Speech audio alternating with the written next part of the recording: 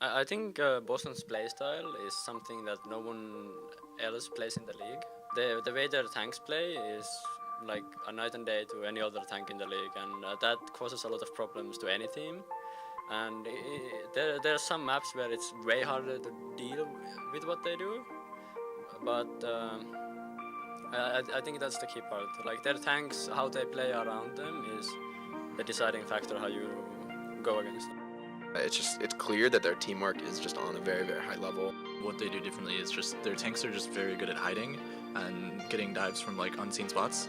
I think Boston probably has the best dive in the league, and I think it just relies so much on their tanks just being so aware and so good at like finding spots to engage, and then their DPS just consistently giving them such good calls on like where we are, so that their tanks are actually able to blind engage on us. You have tanks in the position where they cannot see anything. They're in, arguably an irrelevant position. Their only purpose is when that call is made, they're going to execute and they're going to trust their teammates. You see his positioning over here? This is mental. Why? I don't think I've ever seen this before. Watch this dive coming in from Gamsu. Gets right onto their supports. Look at this. Perfect timing. Again, Gamsu and Striker in.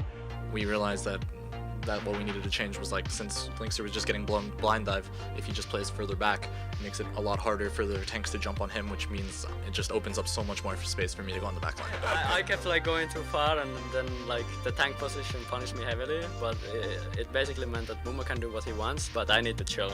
Knowing how different Boston is from the other teams, I also have to approach it from a different level.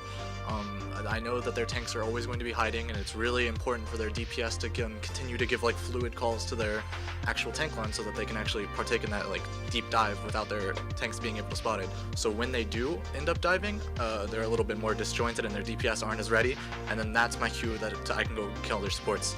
Their only purpose is when that call is made, they're going to execute and they're going to trust their teammates.